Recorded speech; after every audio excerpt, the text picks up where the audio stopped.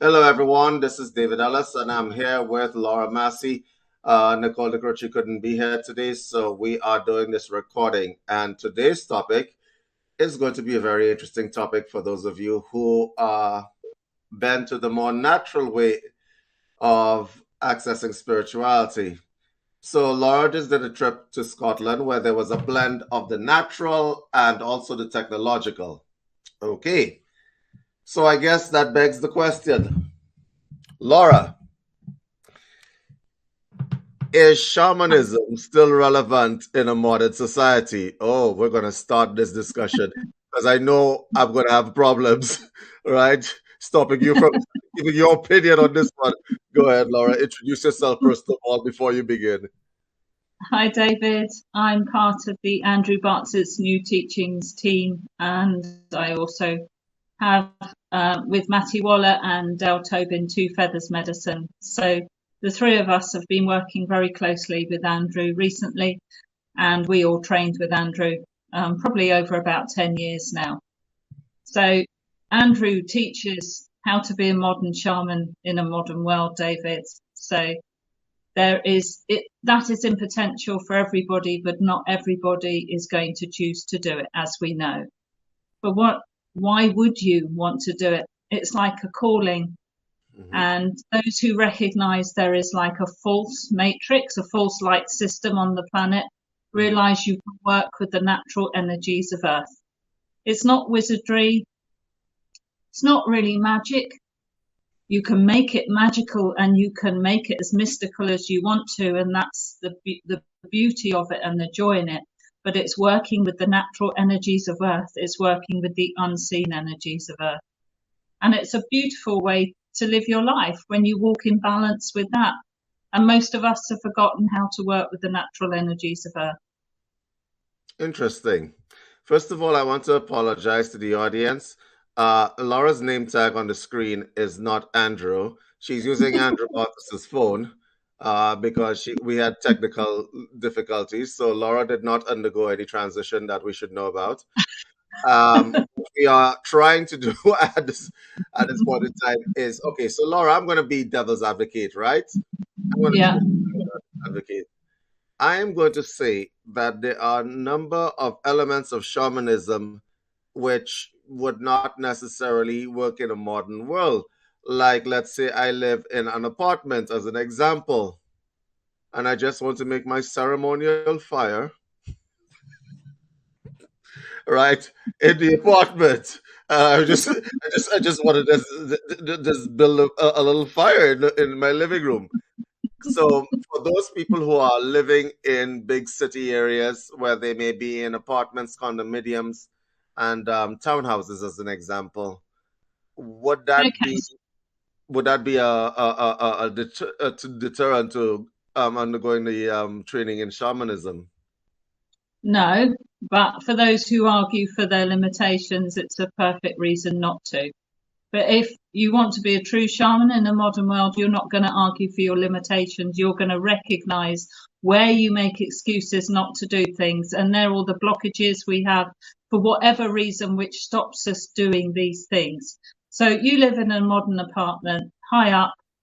So you've got access to a park or maybe some outdoor space, or maybe you haven't, or maybe it's winter and it's as cold as it could get, like what happens to David sometimes, and you don't want to go there. So do you have like a gas burner? Because I've done lots of ceremonies on my 5-ring gas burner, my where I cooked in my kitchen. If not, do you have a portable camping stove? Could you get a portable camping stove and put a pot of water on there to boil? It's all about the amount of heat you can get from it. And we have this discussion time and time again. It comes up on Andrew's shows. Can we use candles? No. There's not enough heat generated in candle power. Andrew's been teaching that for as long as I can remember.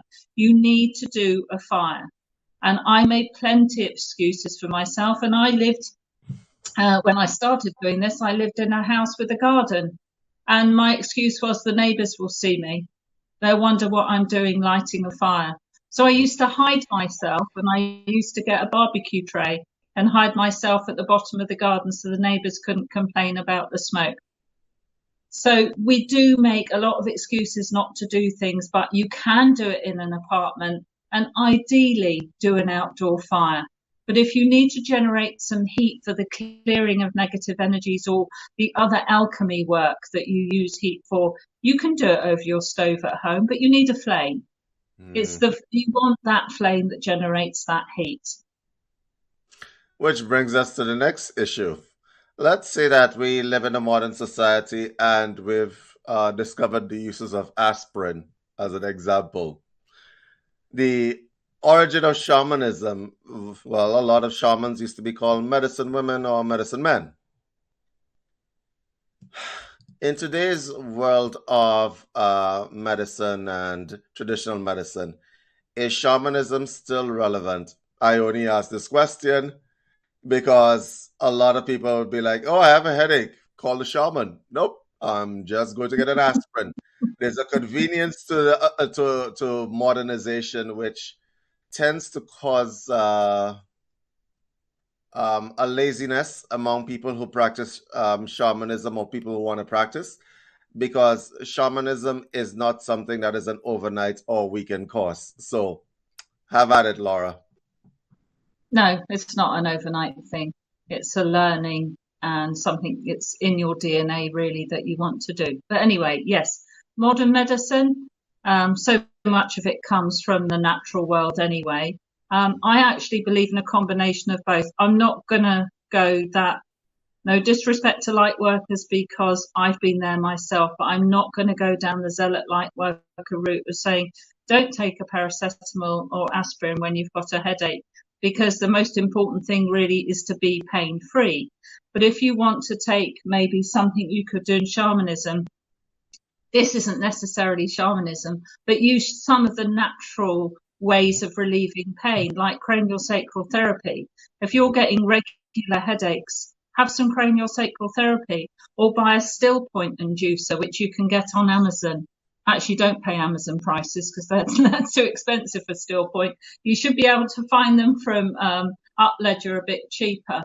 Or put 2 tennis balls in a sock and tie a knot and put those behind your occipital bone at the back to relieve some of the pressure. More often than not, you can really help headaches and migraines just by doing something really natural and simple, and you don't have to go to the doctor. But I'm not saying don't go to the doctor if you feel ill. That's the other thing that gets confusing in all this, David, is we get the zealots who won't ever go to the doctor and want to self-heal. You're talking about being a modern shaman in a modern world. That's what you do, folks. You use both. You use modern medicine. Modern medicine is keeping me alive. So you use modern medicine combined with your shamanic techniques. You don't lose sight of either. That's the balance you have to walk in the modern world. Good, not a problem. The next question, because you know I got lots of questions, right? You hitched upon a point there a little earlier on. You were afraid that the neighbors will see you. There are practices that are in shamanism which are, how does one put this? A bit more public than people would like. We have a bunch of people who are spiritually in the closet, okay? I just did a show last week with a lady who worked in corporate, and she was in the closet for quite a while. And shamanism is one of the more, well, outdoorsy kind of spiritual practices. So if you wanted to practice outside, what is your advice for people who want to connect with nature? Like, I know that where I lived, when I lived in a big city, going outside with your shoes off and standing in the grass was something that will lose you some friends real quick. So, advice, Laura. Well, let's try again dispel that barefoot hippie image that I went through as well. Okay, you can ground in other ways. You don't have to walk through, like I did, a lot of sheep shit through fields when you're walking. You can ground in other ways. So how about, first of all, getting out in nature? That's the first one. Getting out in nature and having a walk and just listening to the trees talk to you, listen to the wind talk to you. You know, air, spirit. That's your first of the elements, maybe to connect to when you go to out for a walk. So you're connecting to the earth. You're connecting to the 4 elements here. You're connecting to the fire of the sun.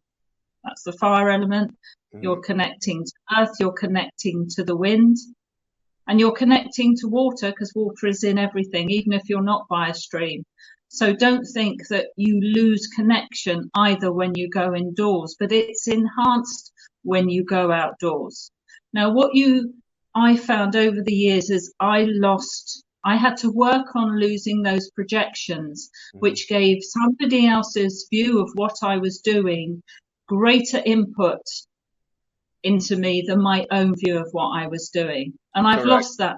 So now I can carry my drum, my flute. Many of you would have seen the videos I do with a friend. We'll go into a public park or somewhere and play the flute and beat the drums. And, you know, most times people love it. They're really interested in what you're doing. They like that.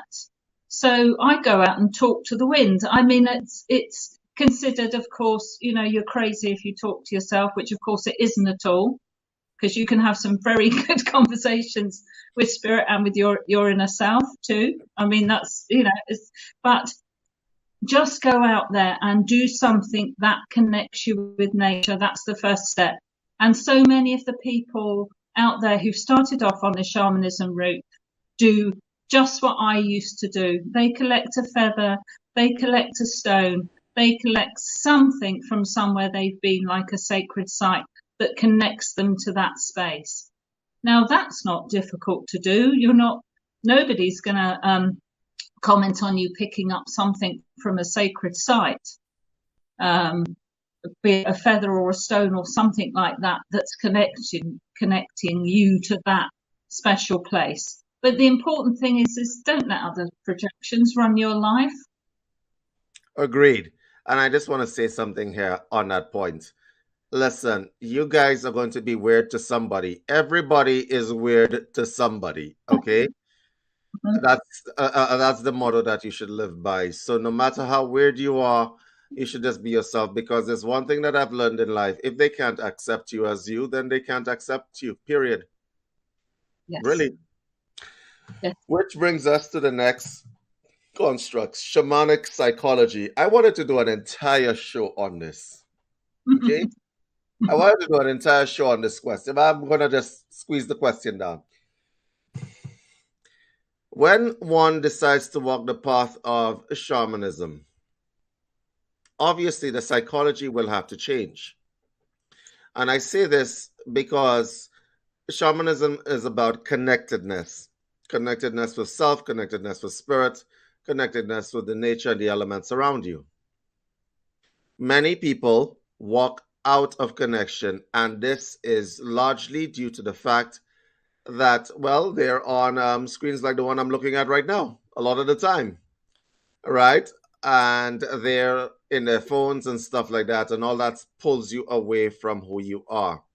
There are a lot of people that are walking around trying to be social media influencers, trying to be this and trying to be that, all hooked up into the approval system of the matrix, so to speak. How does one go easily into shamanism? Is it a natural process where after like 10 years, you just wake up one day and you realize, I don't give a shit what anybody says? Or how does that work? For me, it's a gradual process, and it was finding the joy and the mysticism in the unseen world. We haven't actually mentioned those two words yet, the unseen world. Because I'm getting there, though. I am so getting there slowly. So for me, that's what it's about. You're working with the unseen world as well as the seen world, aren't you? And you are aware that the unseen world has effect on everything you do. Everything in the seen world has an unseen aspect, and vice versa. So first of all, in shamanism, when you start to recognize that you can also have an effect in the unseen world by doing your ceremonies and rituals and doing the daily discipline that Andrew's always talking about, getting your connection, your daily prayers.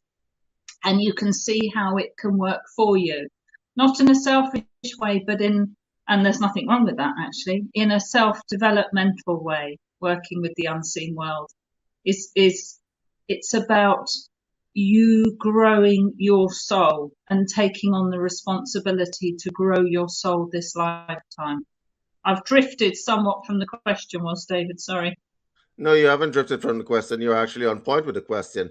My next question is a question of culture. So that word shamanism has been, for want of a better word, prostituted quite a bit all over the world. Okay. So first of all, I want to clear up a few things. If you were in Africa and you were practicing shamanism, you were called a dibia. If you were in, I suppose, Wales or England, and you're practicing shamanism, you might have been called a druid. Okay? Right? If you were in the North American continent, you would be called a shaman. And if you were in the Caribbean, you would be called an obia man. Because that's basically what they all do. They all work with the same principles. My question is, and this is a very cogent question, why have some of these titles not been thrown around, right? I mean, people understand what shamanism is, but I do realize that it's just a set of practices that is practiced all over the world. Funny enough, people from different continents all came to the same conclusions as to what the natural world and the unseen world has to offer. They came to the same conclusions, and if you study the Orisha or whatever else, they're saying the same thing. The American Indians are saying the same thing. The people in England and Britain, and the same thing the Norsemen were saying. If this is actually what we all came to as a collective, if this is what we all came to as a collective, that alone should be validity for the practice. Yeah. Why is it that people would have arguments against shamanism, such as it belongs to hippie culture, when it is older than, well, modern technology? It is older than anything else. Why do you think people would like to remove people from their connectedness with the land and with the seasons, the elements, even themselves? It's got to be feared, really, isn't it, at the end of the day? And for some people, it's fear of their own power. And maybe a better word would be potency. It's fear of change, fear of, and I've been there too. Fear of knowing that really you are complete in yourself. You don't need anything else or anyone to complete you. If you just go and do this self-mastery or self-empowerment working with the earth, even don't use the word shamanism. You can use other words because it has been abused, as you've said. It has been made into a bit of a zealot or a bit of a woo-woo word. I think it's people don't want to get out their comfort zone as well, some of it. And it presents for them, just looking back on my journey and how I've been treated, it presents for them something they don't understand. And if they don't understand it, they then fear it. And some people, let's face it, some people just aren't ready for it this lifetime either. But, there's those of us who are and have sort of come to sort of say to people, look, there's nothing really weird about this. It might appear weird at times, but there isn't. It's the most natural thing to work with the earth's natural energies. It's the most natural thing to have an unseen world. Okay. There's nothing odd about that. So I think fair. So the emphasis on the natural world, that started back in Neanderthal times. Cro-Magnon man practiced a version of shamanism. He absolutely did, right? That's why they painted on caves and stuff like that. In today's world, religion has been a very poor substitute for connecting with the natural world. But what I found when I did study religion and I did study theology is that what it tends to do is make people outsource their salvation Totally. Yeah. to some um, nondescript, vague being in the unseen world, which is where we're going with that. Some Yes. nondescript, so they do believe in an unseen world. They just took out the part where they have any power, right? So, Yes. as an example, Yes. if you are Christian, you're not even going to the unseen world directly. You're paying some guy to go to the unseen world on your behalf, right? If you're Catholic, sorry, you're paying some guy to go to the unseen world on your behalf. So your pastor or your church leader will pray for you, okay? So he will connect to the unseen world because he has the keys that you don't, right? All you got to do is just read the Bible. And what does the Bible tell you to do? Apparently, pray to God, right? But the pastor somehow has convinced you to, yeah, if you put some money in that thing and, yeah, I'll pray for you. And it's extortion at the highest level. What does Laura say to that? Well, religion has set itself up as the middleman for something that doesn't need to be a middleman. You don't need that there. You can connect with yourself and the unseen world because it is you. You are your ancestors. You don't need anybody to do that for you. It's all inside of you. And religion has come in and sort of said, no, we can do that for you. It's all outsourced. It's not within you. And the other thing with religion, there's certain sets of rules and so on, which has to agree with the way they do things. Whereas shamanism, you flow like the tides, the ebb and flow of the tides, everything. You're just working with the natural energies. You don't need a middleman to tell you how to work with the natural energies of life. It's actually kind of funny because everybody, if you talk to somebody who's into religion, and I do talk to these people quite often for amusement value a lot of the times. All right, right. I do talk to them. I ask them the same. Do you believe you have a soul? And they say, yes, I absolutely believe it. You see, that's the problem with the word believe. It leaves room for doubt. Doubt that could be erased if you undertake certain practices. Then you know, and then you don't believe. So I ask, if you believe you have a soul, what steps have you taken to prove that thing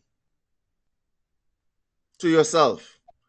Because it's always very telling at the point of death how people react because they're not sure.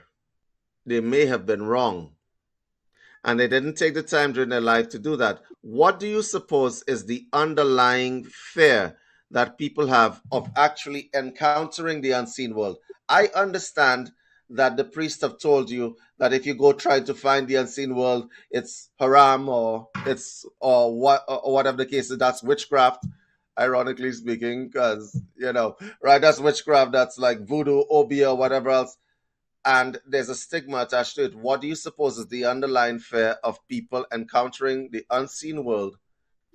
And that's why they stay away from practices like shamanism and everything else in the metaphysical spectrum. Well, religion set up a lot of very, very extremes, hasn't it, in the good and evil and so on.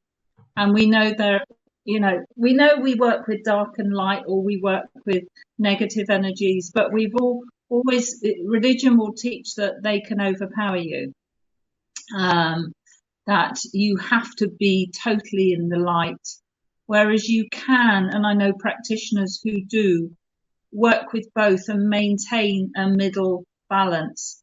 But this is a very, very difficult view for people to sort of comprehend, that the way life is set up is there is dark and light.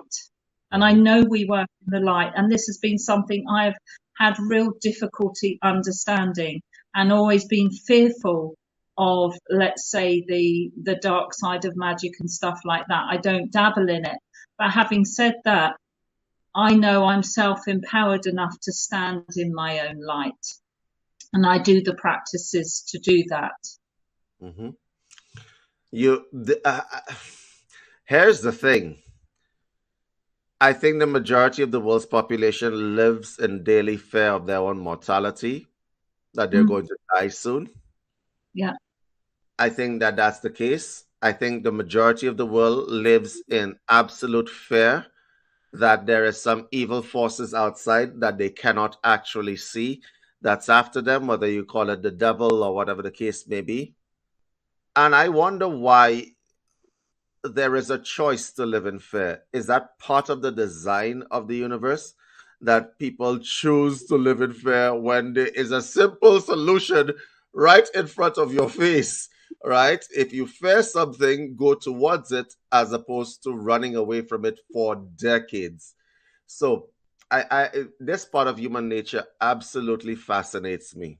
Okay, Well, the that's what, go ahead, go ahead, David, Laura. that's what shamanism, the beliefs of shamanism, and how beautiful death can be as a transition and stuff like that. So much of that has been wiped out, like you say. People fear death rather than understanding it as a natural transition into another dimension. And religion has done a lot towards that too. So it's yeah, it's also there's so much conditioning, isn't there, for over years and years on the television, what's handed down to us from our parents and so on, or all the natural storytelling, that comes from the ancient beings, that comes from the ancient shaman, talking about death in a very natural, non-fearful way. So much of that has been lost. I think a lot of people, when they think about shamanism or they think about the unseen world or anything to do with that, it's kind of like going to a foreign country where you don't speak the language. I mean, it sounds like a good idea, but I don't speak the language, so I'm not getting on the plane. So I don't get to experience other cultures and I don't get to experience other things. So the unseen world for them is like this kind of place where I'll get there one day, but I'm just going to stay within a. Is it? I think it's a comfort curve thing for a lot of people. And the Yeah, problem. and The, go ahead. sorry, David, and there is there's sort of like there's the semi-glamour side of it as well, like um, with the psychics who talk to your dead auntie and or your grandmother and stuff like that. There's not a ghoulishness, but they're sort of interested. They want to know. There's a level at which they will go to, but they won't take it any further. Mm, yes, because they'll just pay somebody like the priest and outsource what they have on board to somebody else to get done. And I suppose there is good and bad parts to that. The good and bad parts to it are, um, well, it dumbs you down quite a bit. It stops you from actually pursuing your own development. The good parts of that is it dumbs you down quite a bit and it stops you from pursuing your own development. Because if you are a naturally cruel and evil person, pursuing that development might not end well for the rest of society. Which brings me to my next question. which brings me to my next question. There are dark shaman people out there. Yay or Yes, nay? yes, there are those practicing dark magic. It's not something I look at because Andrew's always saying what you look at looks back at you. Mhm. But yes, I'm sure I know there are and have been. Okay, I fail to see. Okay, so I read this book some years ago called Liber Chaos, right? It said that it doesn't matter what you're doing at any point in time, we're all going to reunite in the same place, right? That's what it said. So any machinations or any kind of like plans that you have are pointless, right?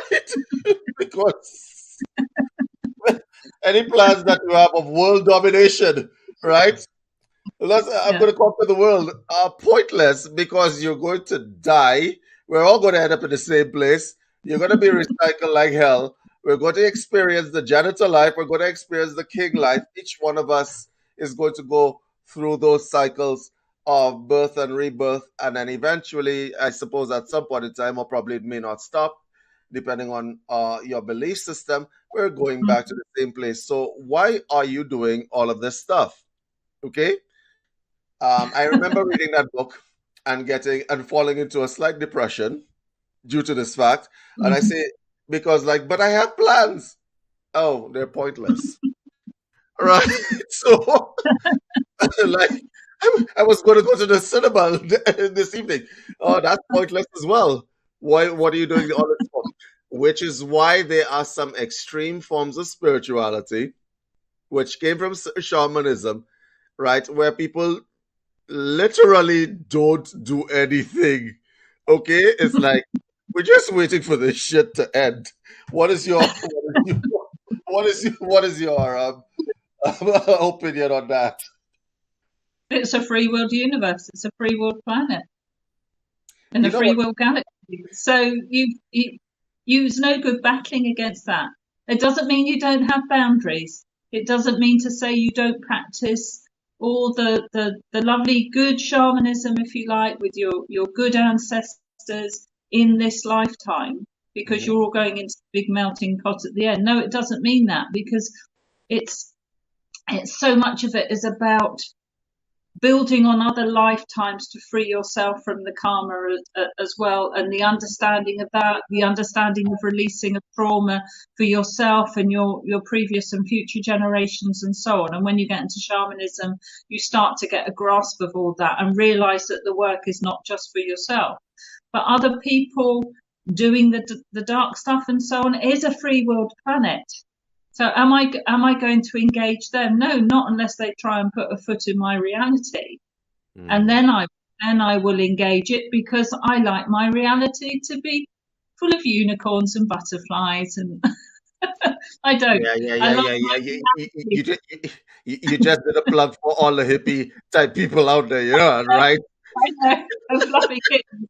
No, You just did a I plug like for my I like my reality to be something I am co-creating with the universe, or co-creating with Great Mystery and Great Spirit is how I work, because that's what works best for my self-development, my self-empowerment, and my soul's development. Because I've always said to you in private conversations, it's not just this lifetime, it's all the other lifetimes we're responsible for healing, so that we can all move forward to that fifth world of peace, which is one of the things that, you know, you're gonna, it's not, I don't want this to sound threatening, you don't have to do that to get there. You do have to hold a frequency of love to do that in part.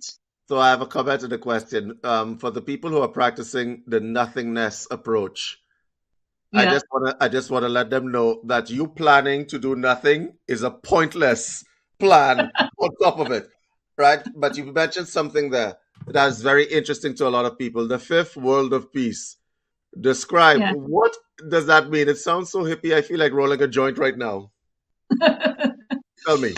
So let's see how Andrew describes it. When all the timelines that contain our best potentials merge Ah, for understood. humanity. Okay. What happens So then? on the merging is then we're operating in the frequency of the fifth world of peace. But Yeah. I'm a great believer that you can feel, well, this is very personal. I can feel some of that when I do my work now, because we're not static beings, are we? We're multidimensional. So we're moving between timelines. We're mixing with different people on different timelines.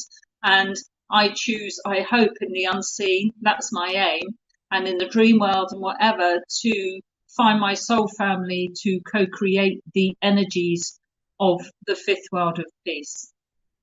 Understood. Give me paint me a picture of what the fifth world of peace looks like. Because I've read the Awake magazines and the, you know, Watchtower magazines. I see the covers. Paint me a picture of what that would actually look like. Okay, because you're expecting me to say children running hand in hand through long Lions, grasses in the sunset. a lions cuddling with their. I'm sorry. Like, I'm sorry. Yes, The reason why, the reason why I'm making this distinction is because there's a lot of people out there who yeah. say these things, and they have no understanding of what that would actually practically mean. And so let's say they come from Christian backgrounds, and they've watched the Watchtower magazines and the Awake magazines, and they're picturing like lions running around with their right best buddies and stuff like that. So I wanted to give you the opportunity to give your side of that story. What's my fifth world of peace is what you're asking me. Are there unicorns in there? Well, not really. Okay. I No mean, unicorns. there are some good things. Of course, there's got to be everything that you want to co-create with the universal, with great mystery, great spirit, which is of benefit to humanity. Of course, that's got to be in there and elevates your soul or lifts your soul on this never-ending voyage, this never-ending self-mastery journey. How else would I describe the fifth world of peace? You see, it's so difficult because to me it's a frequency of peace, it's a frequency of joy, and it's a frequency of love. But you know that even in that, things come up at your boundaries, which aren't that. And it's being able to handle those in a sacred, neutral way. Okay. My next question, I suppose my next question is a practicality question. We've discussed disconnecting yourself from the approval system of the matrix, whether people want to approve you or not, whether people want to validate you or not. You will admit, however, that there are people who are on certain paths that take things over the top. So, as an example, if I wanted to practice shamanism and I wanted to get back to my real roots, and I go putting on a loincloth.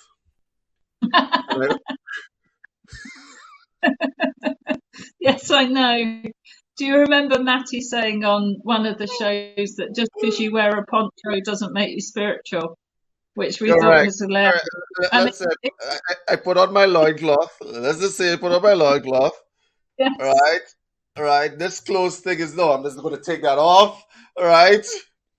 I have my loincloth. I have my little my stick, my loincloth, and a couple of feathers, and I go to Walmart. You do realize that there are some people that do take that over the top. They do. What do you have to say to these people? Or let's say that I want to talk about the fifth world of peace, so I'm going to put on a tiara with a unicorn horn on. Like, I'm just saying, right? What would be your message to people like this? Well, first of all, yeah, it's a free world universe, so you can do that. And quite honestly, though, it doesn't matter whether you do that or don't do that. But what matters is the substance of your actions and what you're doing and what your intentions are. And are you living by are you finding the courage and commitment and discipline, as Andrew's always saying, to do the daily practices, to maintain your spiritual hygiene, to keep up a good rapport with the unseen world that is, again, about the self, finding your own self potential to clear yourself of trauma and stuff like that. Are you doing the work, or are you just putting this stuff on, going out there and thinking because you're wearing this, you're doing something that's good? How have you worked on yourself? Do you journal? Do you call out your parasympathetic when it's trying to run programs that aren't for your greatest good or could be harming other people or yourselves? Yeah, so wearing stuff is fine if you want to do it, but it doesn't necessarily mean you're doing any of the practices at all. And this, does seem to happen quite a bit.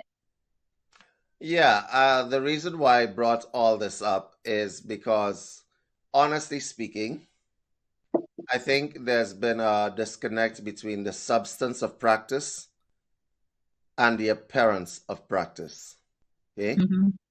And it works in both the good and the bad way. And I say the good and the bad way by saying You have people that look the part, that aren't the part, and then you have people that do not make a lot of noise, that are completely the part. Okay, Yeah. and they've never heard the word shamanism or any of those labels.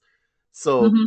there is that aspect. The other aspect that I wanted to take into consideration is that when you're dealing with labels, because in today's world, you don't have a label, you apparently are no one. Okay? There are a group of, well, shamans, they call themselves shamans in India called Agori. And you've never heard of them. It's a sect of Hinduism of extreme asceticism. And when I say that, I mean they eat dead bodies. I kid you not, that's a real thing. They eat dead bodies. They attend funeral pyres and so on, and they take the ashes of the dead and they smear it all over themselves. BBC actually did a documentary on them some time ago, and the reporter had to run away because he was so horrified by their practices. Right, and so that's extreme asceticism, but they are classed in the category of people that interact with the real world, and their powers, so to speak. I say powers, that's what they call them, but the skills that they develop are very, very, very real. Hmm. Right? So, and they wear loincloths. That's where the loincloth comment came from. So Okay. I'm just wondering by proxy, if I put on my loincloth, will I develop the powers of an Agori if I like stay in the loincloth long enough, man? Yeah, I get your point, and that's what we've just been saying, isn't it? You know, it's not about what you're wearing. It Yeah, really is. It's not about that. You've got to understand the depth of what you're doing. But it doesn't mean to say if you're wearing that that you're not like that, that you don't do the practices. So you can do both. But I think sometimes they miss the point. Let's say that. yes. I would think that they missed the point if you're eating dead bodies. Yeah, yeah, yeah. I don't care what spiritual gifts that gives me. I'm definitely not eating any dead bodies. What the hell? Okay, so there is that aspect. The other aspect that I wanted to, well, I suppose let's wrap this up because Andrew needs his phone back. So the next aspect I would like to take into consideration is if you are an aspiring shaman, you want to start that path and so on. Where do you start? What does that look like? Well, just based on mine, go out in nature, connect yourself. You don't need that middleman. Just connect yourself to the elements. It always starts with the elements. Go and talk to the wind. Listen to the voice of the wind in the trees. Go and watch how water is. Go and look at those places where the veil is thinner between the land and the sea, or go out in mist and get the enjoyment from nature. Clear your mind and just try and work with all the natural elements. And then that's just a start. And then to carry on, then you have to do a lot of the self work, and that's releasing yourself of the trauma and the programs, and that's further down the line. But start off with finding that deep joy in that connection to all the wonderful, beautiful things around you. That is a really good way to start. And it gives you that mysticism as well. When you start, you know, your daily practice as well, your daily prayer practice, and then you start to co-create and you call in the winds and you work with the winds and you talk to the merfolk, you know, and you start to, maybe you hear something back or something comes to you in dream time, and that really inspires you on your journey. Find the inspiration, find that initial magic and find that joy. And if you've lost that on the path, go back and do that again and do Yeah. your daily prayer practice. And please practice shamanism responsibly. If you live in the North Pole, don't go out into a loincloth in December. When you're walking in the mist, please make sure you can see where you're walking. Don't walk next to cliffs. Right? These are the things that one must actually utilize. Common sense is always good with for everything else. I'm going to do the daily giveaway, and then we're going to come back to you to give um way of contacting you. So let me just switch to the next screen. Guys, Sure. today's giveaway is, well, a stay at home and make money course for people who are having difficult times, because I know that some of y'all are having difficult times. It is the state of the economy. So I'm giving y'all the way y'all make money at home in a course. So you all have 10 seconds to scan the code. Scanning in 10, 9, 8, 7, 6, 5, 4, 3, 2, and 1. I'm taking it down, guys. And back to Laura. Laura, I am going to give you the opportunity to give your contact. I'm going to also put it on screen. So go ahead, Laura. Thank you. You can find me at Laura Two Feathers with the number 2, Laura2feathers@gmail.com. If you want a private session, I'm an ancestral medium, so can connect you to your ancestors. Even though you can do that yourself, I can maybe inspire you to do that and take you to your ancestral fire, or anything else you'd like to touch base on as well. And also, if you're interested in our combined therapies UK tour that we're doing at the moment with Andrew, where we're doing a number of different healings with the Lucia light, with the PMMF mat, with craniosacral therapy. We've had some wonderful successes with these combined healings. So if you'd like to be involved in that, please just email me. Thank you, David. Thank you for having me on. No problem. And guys, I would highly suggest y'all contact Laura in any case, because she practices responsible shamanism.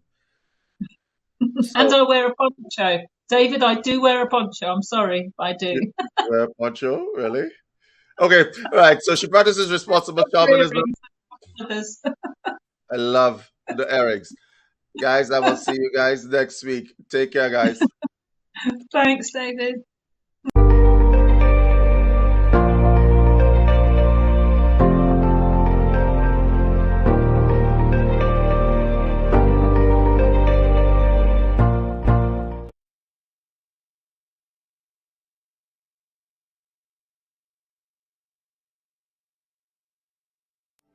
And let's take a few moments to settle in, drawing our attention to the breath and simply observe any sensations associated with each inward and each outward movement. Feel yourself. Breathe into this space and let it gently soften and expand on your breath. Take in the life force energy that it emanates.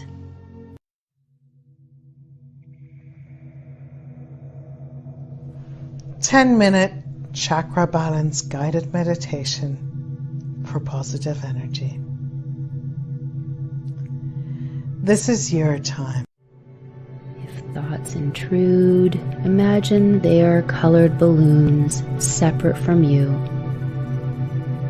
Let them go, let them float away. You are present now.